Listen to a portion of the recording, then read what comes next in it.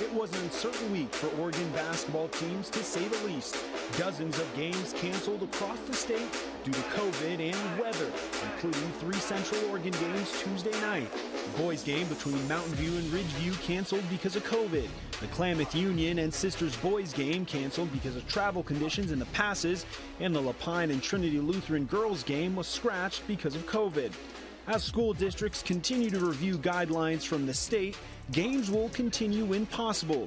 This week, the Trinity Lutheran and Lapine boys teams took the court, as well as the Ben Lava Bears and Ridgeview Ravens. We'll have highlights from those games and much more on the Big Playback, which starts now.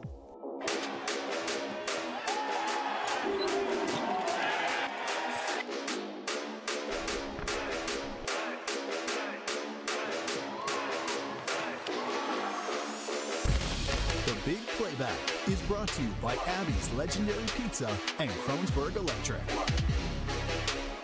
Welcome to the Big Playback. I'm your host, Jordan Williams. We have a lot to look forward to this season on the Big Playback. We will be covering more teams than ever before, and we have a number of new segments to debut. I'm excited, to say the least. All right, most teams not in league play yet, so we are getting some interesting crosstown matchups in non-league play. And it all started on Tuesday with the Lapine Hawks visiting the Trinity Lutheran Saints. Starting things off right from the tip, it's Scooty Gilbert stamping his authority on the game with an early and one. Now, he'd go to the free throw line and he would miss the free throw. But what's better than 1 point? How about all three? Dialing up from deep, Saints jumping out to an early lead over the 3A Hawks. Lapine would come right back, though, with some nice ball movement. Hawks quarterback, he plays on the basketball team, finding the open cutter Hunter Heel for the lay-in. And we will be seeing a lot of this. Gilbert to Jack Foley, a little bit of a two-man game for the Saints. And check out the swag on this player. Different colored Kyries on the feet, one red, one blue. I'm going to call him Jack Swagger. Here we go again. Two-man game. Gilbert to Foley for the and one. Playing like Kyrie 2, finishing in the lane with a little bit of a contact. Lapine now, and their lefty general, Boston Wilkinson, finding Heel for the backdoor lane.